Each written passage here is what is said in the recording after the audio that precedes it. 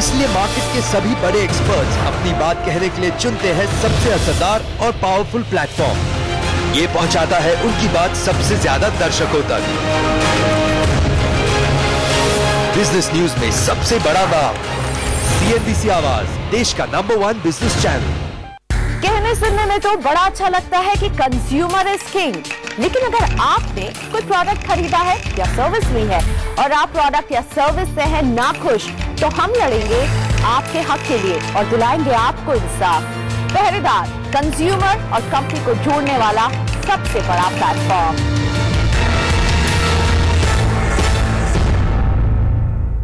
पहरेदार के प्रस्तुतकर्ता है बिनानी सीमेंट, सदियों के लिए। प्रायोजक है शेरा comet. The art of enchantment. Designs that intrigue. Fine suitings from Dick Jam.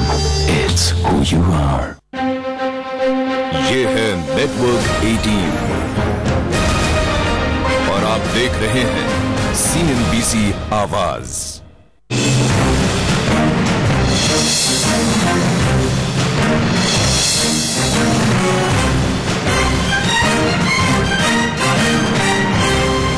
नमस्कार, CNBC आवाज पर फिर एक खास मुलाकात एक ऐसे खास शख्सियत से जिनकी एक एक लाइन पर आजकल पॉलिटिकल कंट्रोवर्सी तय हो रही है और पॉलिटिकल एजेंडा तय हो रहा है। क्या हलचल पैदा करने में लगे हुए हैं कांग्रेस के महासचिव और मध्य प्रदेश के पूर्व मुख्यमंत्री दिग्विजय सिंह। दिग्विजय सिंह जी, CNBC आवाज से फिर बात करने के लिए आपका बहुत शुक्रिया, ये समय निकालने के लिए। अब तो आपकी शिकायत दूर हो गई होगी, क्योंकि अब अन्ना हजारे कह रहे हैं कि वो कांग्रेस पार्टी के कैंडिडेट के खिलाफ नहीं, भ्रष्ट कैंडिडेट्स के खिलाफ चुनाव प्रचार करेंगे और सभी राज्यों में होंगे। अब तो न्यूट्रल हो गए हैं। भाई, सबसे पहले तो मैं आपकी चैनल को बधाई देता हूं कि आपने लीक से हटकर एक बहुत ही ऑब्जेक्टिव स्टैंड इस पूरे प्रश्न के ऊपर लिया। ये आपको कैसे पता लगा? हम भी तो देखते हैं, सभी चैनल का रुख भी देखा, आपका भी रुख देखा है, तो इसलिए आपको इस बात के लिए बधाई। अन्ना से मेरा कोई विवाद नहीं है, मेरी लड़ाई तो आइडियोलॉजिकल है। मेरी लड़ाई उन लोगों से है जो लोग पर्दे के पीछे से काम करते हैं, सामने आकर काम नहीं करते हैं। और शुरू से मैं इस बात को कहता रहा हूं, मैं अन्ना का प्रशंसक रहा हूं और आज भी उनको मानता हूं कि उन्होंने ग्रामीण विकास में बहुत अच्छा काम किया है, लेकिन घिर गए। बात यह है कि अन्ना प्रचार कांग्रेस के खिलाफ करें ना करें, हमको उससे कोई लेना देना नहीं। उनका पूरा अधिकार है, स्वतंत्र है, प्रजातंत्र है, अपनी बात कहें, जिसका विरोध करना है करें। लेकिन आज तक मैं नहीं समझ पाया कि अन्ना जब अनशन तोड़ते हैं तो पूरे देश में शोहरत होती है, जीत गए, सरकार को झुका दिया। 3 बिंदु पर राज्यों में लोकायुक्त आना चाहिए। नंबर 2, सिटीजन चार्टर सबके लिए होना चाहिए।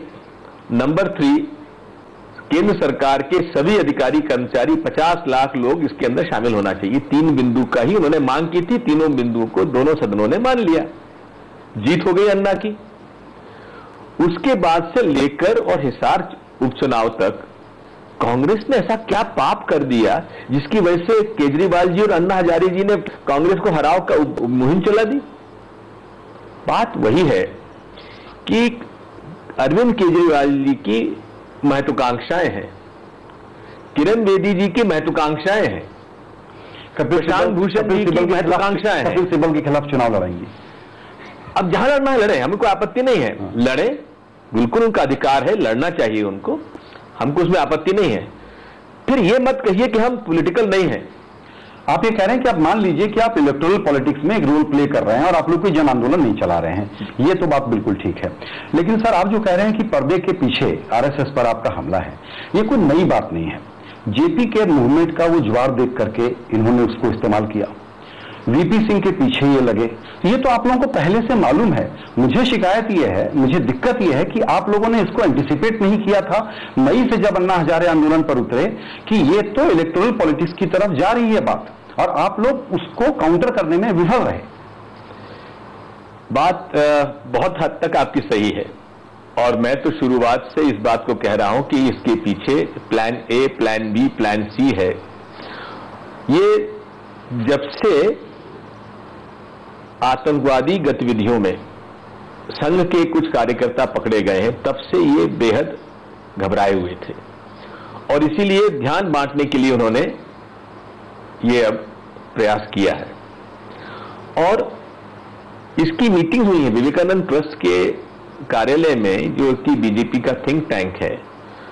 इन लोगों की मीटिंग हुई है, अरविंद केजरीवाल ने अटेंड किया है, बाबा रामदेव ने अटेंड किया है, कई उसमें जो शामिल थे उन लोगों ने मुझे बताया। आप नई बात बता रहे हैं कि इस ट्रस्ट की मीटिंग में अरविंद केजरीवाल वगैरह थे? हाँ हाँ, मैं आप जो कह रहा हूं, अरविंद केजरीवाल डिनाई कर दे, बाबा रामदेव डिनाई कर दे इस बात को। और अन्ना हजारे कहते रहे हैं कि आप लोग मनोरोग के शिकार हैं और मुझ पर इल्जाम लगा रहे हैं कि मैं आरएसएस के साथ मिला हुआ हूं। बात भाई ये है कि दिग्विजय सिंह कुछ भी बात कहता है तो दिग्विजय सिंह पागल हो गया है, पागल खाने भेज दो। अब इनका प्लान डी जो है कि दिग्विजय सिंह पर अटैक करो, और वो प्लान डी चालू हो गया है। दिग्विजय सिंह पागल है, दानव है, राक्षस है। लेकिन ये पॉलिटिकल डिबेट नहीं है। बात ये है कि अगर है तो तुम रिएक्ट क्यों करते हो कि हर पागल आदमी की बात पर रिएक्ट बीजेपी क्यों करती है? दिक्कत यह है कि आपको इग्नोर नहीं कर सकते वो, और ये कहीं पर चोट लगती है। चोट मैं बताता हूं कहां लगती है। आप जिस प्रकार की बात कह रहे हैं उसके पीछे एक राजनीतिक प्लान है जो बीजेपी को बड़ी दिक्कत देता है, क्योंकि आपका प्लान मुसलमान वोट बैंक को प्रसन्न करना है और आपकी हर बात का हम इंटेलेक्चुअल लोग अपनी इंटेलिजेंसिया वर्ल्ड में बैठ करके जो भी भाष्य करें, जहां पर आप भाष्य कराना चाहते हैं वहां यह है कि ये कांग्रेस में हमारा हिमायती है। ये तकलीफ है बीजेपी को। बात यह है कि ये पहले की वोट बैंक की पॉलिटिक्स की तो केवल मीडिया का क्रिएशन है। आज के प्रजातंत्र युग में भाई घर वाले कहने से वोट नहीं डालते हैं, तुम कहां वोट बैंक की बात कर रहे हो? ये बिल्कुल गलत है। हमारी लड़ाई किसी हिंदू और मुसलमान से नहीं है, किसी राजनीतिक बात नहीं है, पॉलिटिकल आइडियोलॉजी लड़ाई है। कांग्रेस पार्टी ने सदैव फेनेटिक रिलीजियस फंडामेंटलिज्म, कट्टरपंथी सांप्रदायिक विचारधारा के खिलाफ लड़ाई लड़ी है। चाहे जना साहब की मुस्लिम लीग हो, चाहे उस समय की हिंदू महासभा हो, चाहे राष्ट्रीय स्वयंसेवक संघ हो, चाहे जनसंघ हो, चाहे भाजपा हो, हमने इन लोगों से कभी समझौता नहीं किया, क्योंकि ये वो संगठन है जिनको की ब्रिटिश हुकूमत ने 1857 की लड़ाई के बाद तैयार किए, और तैयार करने के बाद डिवाइड एंड रूल की पॉलिटिक्स चालू की।